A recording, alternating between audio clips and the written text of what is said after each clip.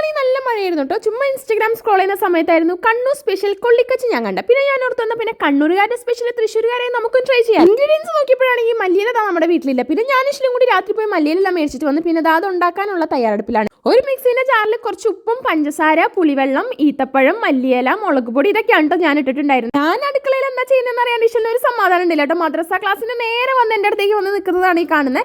എന്നിട്ട് ഇഷ്ടം നേരെ പോയി ഉമ്മീൻ്റെ അടുത്ത് പറഞ്ഞു കൊടുക്കുകയാണ് ഞാൻ എന്തൊക്കെയോ ചെയ്യുന്നുണ്ട്, വയറൊക്കെ കേടാവും എന്നൊക്കെ കേട്ടോ പറയുന്നത്.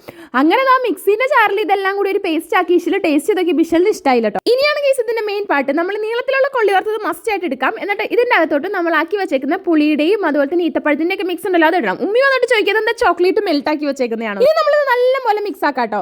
അപ്പൊ നമ്മുടെ കൊള്ളിക്കച്ച ഇവിടെ റെഡി ആയിട്ടുണ്ട്. ഞാൻ ടേസ്റ്റ് ചെയ്ത് നോക്കാം. ഇത് ഉണ്ടാക്കിയപ്പോഴത്തേനും വന്ന് കുറ്റം പറഞ്ഞ ആൾക്കാരൊക്കെ ഉണ്ടല്ലോ ഇത് ഭയങ്കരമായിട്ട് ഇരുന്ന് കഴിക്കാം കേട്ടോ. യൂഷ്വലും ഇങ്ങനത്തെ ഐറ്റംസ് ഒന്നും കഴിക്കാത്തതാണ്. പക്ഷെ ഇത് ഉമ്മിക്കും ഭയങ്കര ഇഷ്ടമായി. ഇഷ്ടമാണ് ഈ മദ്രസ ക്ലാസിന്റെ ഇടയിലും ഇത് വന്ന് ഇങ്ങനെ ഇരുന്ന് കഴിച്ചുകൊണ്ടിരിക്കുകയായിരുന്നു. പിന്നെ പ്ലേറ്റ് കാലിയായിട്ടാണ് പുള്ളിക്കാരി എഴുന്നേറ്റ് പോയി. പിന്നെ ഒരു അനക്കല്ലാതായപ്പോൾ ഞാൻ നോക്കിയപ്പോൾ സുഖമായിട്ട് ക്ലാസ്സും കേട്ട് കിടന്ന് ഉറങ്ങായിരുന്നു കേട്ടോ. അപ്പോൾ ഇത്രയ്ക്കുള്ള നമ്മുടെ കൊള്ളിക്കച്ച വിശേഷം നിങ്ങൾ എന്തായാലും ട്രൈ ചെയ്ത് നോക്കിയിട്ട് ഫീഡ്ബാക്സ് അറിയിക്കാം. നമുക്ക് വേറെ വീഡിയോ ആയിട്ട് കാണാം. ബൈ.